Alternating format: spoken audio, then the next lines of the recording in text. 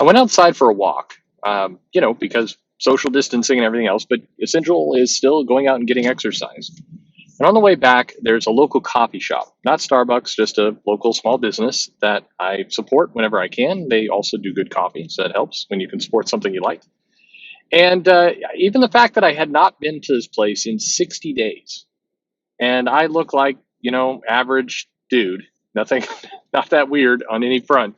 The store recognized me, knew my name, said, great to see, asked how things were going as they hustled for business, which was strong.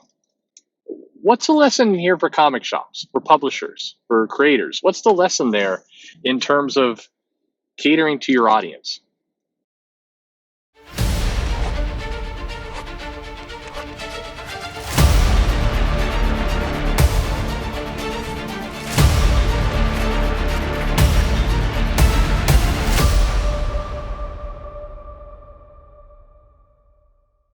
Hey, everybody, this is Perch.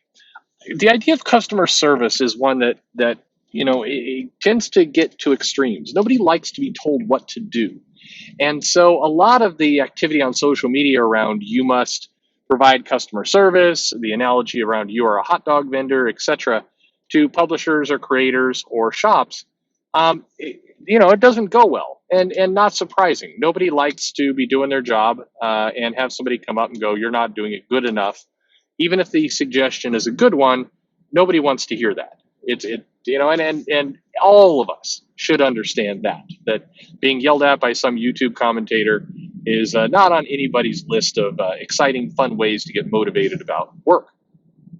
But there is truth to this whole idea of customer service, and what I think is maybe the more healthy way to look at it, maybe the more, the thing that's going to land a little bit easier is look right now at businesses and what they're doing to survive, encourage customers, etc. And a good example of it is I will sometimes drive from my home to a park, a big, not a park you think of like a city park, but like a wilderness preserve. I frequently go walks there, not frequently, but a couple times a week I'll go on walks there during this time. Because I see no one. It's rare that I will see anyone else. Occasionally, I'll pass a person, but definitely by all the rules of social distancing, keeping your space, etc. I am following those rules to the letter. No argument. I'm not meeting up with a bunch of friends and having a tailgate or a barbecue or anything. I'm doing my thing. And so I'll pass businesses on the way. There's these little pocket communities, and you have like the fancy rich grocery store and all the little fancy rich boutique shops around it. And what's interesting is that you see a couple. You can have observations around customer service. First off, you have a place like McDonald's, which maybe is most analogous to Marvel or DC from the standpoint of everyone knows the brand. They've got things people know. There's national marketing. There's everybody knows what a Big Mac is, even if you don't go to McDonald's, you know what a Big Mac is, you know what a McDonald's cheeseburger is. You have the Starbucks is the same. Any major corporation, any major fast food chain is like that. Now, McDonald's has a huge line, a lot of people waiting to get in, and they're the big lineup of cars, and people are going there. I don't think the people who are in line necessarily love McDonald's, but McDonald's, they know the name, they know it's open for business, they know the drive-through is there. They know it takes cash. They know what product they're going to get, and they consume it. They don't necessarily like it, but they consume it. The threat to McDonald's is that other options pop up around it and manage to convince its customer base, hey, we're also open for business. We've got stuff too. You don't have to eat that crappy burger. You can eat, whatever this other food is, and is just as good, just as same affordable price, same convenience. Here it is. Now, of course, for a small business, that's hard to do, to meet the price, to get the marketing out there and everything else. And that's why I think it's a good analogy to, say, Marvel or DC versus an indie company. An indie company doesn't have the name recognition. They have to hustle more. Whereas McDonald's can just open up for business, just like Marvel and DC can say, hey, here's a Batman comic, buy it, and people will buy it. They don't need to invest a lot of time into it. But at the same time, they need to be on the lookout for threats to come in that shakes that picture for them. There are plenty of examples of major businesses, Blockbuster, that everybody knew that name, everybody knew that brand, everybody knew the service it provided, and then one day product disruption came, and suddenly they're out of business. And it happens really fast because when you get out of the exercise of being customer focused, when you get out of the habit of having to fight for that dollar, it tends to be really, really hard to turn that habit back on again. And there's lots of examples in the past of where that goes. And if you look at Marvel and DC, you can argue that there is a threat to them where, their parent companies certainly value the brand, but in terms of the comics, maybe not so much. And if they disrupt the world too much, they can find themselves having given away the strength that they had. And suddenly, they find themselves unable to hustle again. Then you have the coffee shop that I mentioned earlier, and that place is definitely small local business. I think 2 locations in this area. You recognize the people inside, and they are hustling. They've got a sign out say, "Yes, we're open. Here's the thing." You see them going to extraordinary steps to show that they're wiping down everything. There's somebody out wiping the door. They're moving, and they're keeping open. Like I said, I was shocked and really impressed that they remembered who I was, remember my name. I'm not a, I haven't spent $100 at this place over 5 years, yet they knew who I was, and they were on it. That's impressive. That's the kind of stuff that gets long-term loyalty, and it helps you survive against, say, cases like this if you're a business. So you look at kind of the comic publishers, and you'd say, okay, well, who is like that? Who's the person who's out there hustling, knows names, knows everything else? And this tends to vary depending on who the person is. There's some people who love Vault for this reason. There's people who love Boom. There's people who love Alterna. All sorts of, depending on who you are in the comics you consume, there's different small businesses that have this kind of interaction. Some might argue that Image plays in this space from time to time, but then it's more like Skybound from Kirkman within Image has this kind of vibe to it of somebody who maybe is a little more customer focused. They try and hustle and get things out, and so on. Other examples of artists or creators who do this kind of stuff, people who are out there kind of thanking fans, Brian Edward Hills of the world, Sean Gordon Murphy, despite the fact that a lot of people say, oh, well, he conducts his business in this way or that way.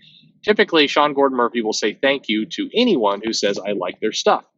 That just tends to be the way he operates, and there's a consistent track record of that. Tim Seeley is another one where I've seen if somebody comes in and they're like, hey, I like this issue, he's like, thank you very much, appreciate your business. It's very, very transactional with him, whereas others do not. I don't want to make this a call out video for other people, but there is an interesting dynamic where you look at the small business, the big business, and I guess I should mention the third one that I see, and that's the tiny little boutique. And typically these are opened by some, rich tech workers, either their wife or their husband, somebody who works at Amazon making lots of money, and spouse wants something to do, so they open up a flower shop or some level of boutique shop. And those shops are dying. Those shops just boarded up, closed, and in many cases it's because they don't have to work. The shop's going to be supported whether it brings in money or doesn't, and even in good times it wasn't bringing in much money. But there's an example of there's no real need to do anything, so they're not doing anything. And maybe the economy turns, maybe Amazon lays off lots of people, and suddenly, whoa, you should have probably bought that self-sustaining business and made it be more significant for yourself rather than rely on tech money. There's a lot of people out there who rely on giant companies and this job that they've had, and then they are completely shocked or gobsmacked that one day that job disappears. That happens, and will continue to happen. I think this process we're going through right now is going to wipe a lot of those people out.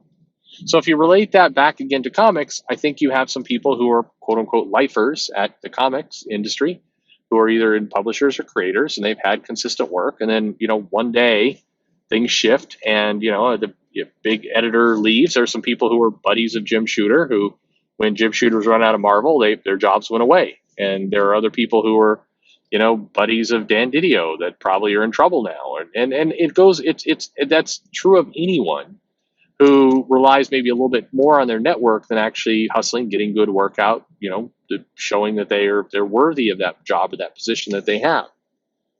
And that to me is a little bit like the boutique of somebody who's, the customer service doesn't really matter to them because they've got that job locked up. And as long as that network doesn't go anywhere, they're fine. But we all know that as time goes by, networks do, evaporate and change and shift, and then eventually you've got to reset it up. You don't have so you have a lot of comic creators who are not the people that a lot of complain about, but the people who are on the outside. Some people like the Tess Fowlers of the world who are on the outside, and they make a lot of noise and they do stuff, but they have to scramble and hustle. They don't have that locked up job, and maybe that's not what they want anyway. Who knows? The point is, customer service is something that is very easy to get your arms around and start doing. It's very hard, I think, to keep doing. The consistency of customer service is very difficult. And I think a lot of times success and these giant companies, they breed a certain complacency to customer service. And you can argue McDonald's has good customer service, and because McDonald's operates like a franchise, it's usually in the best interest of people to do it. But any big company, any big box shop, from Starbucks to McDonald's to Home Depot to Target to Walmart to Safeway to Publix to whatever it happens to be, you will see different behavior from shop to shop based on kind of the motivations of the people that are in charge of it. And hopefully they've put the right people in charge of it. I think there's a lot of good analogies for comics and what they're struggling with, and how customer service operates and why it is important. It's important for your self-interest in your personal career. It's important for your company if you want to keep having a stable, strong company. But as a consumer, and I didn't hit nearly enough on the retailers, and we're about wrapped up on time here, but it applies to comic shop owners as well. There's plenty, if you want a consistent business, then you should fight for that business. If you're a distributor like a Diamond, if you want to continue to hold on to your power placement of the industry, you've got to make sure you're investing in that customer service and that chain so that people want to use you, want to buy with you. It's an ongoing process. Anyway, I think customer service is really critical. I also think that it's a topic that needs to be talked about more. It's a topic that needs to be absorbed and delivered in a way that doesn't turn people off. Like I said, a lot of people make comments about, comic companies should act more like hot dog vendors and so on else, and they wind up insulting the creator and the publisher. And maybe you should say, well, they should take that feedback, not get insulted. But I mean, it's a little bit like somebody saying, hey, you got a lousy haircut. You need to lose some weight. You need to, stop eating, pie every night. That's not a shot at anybody.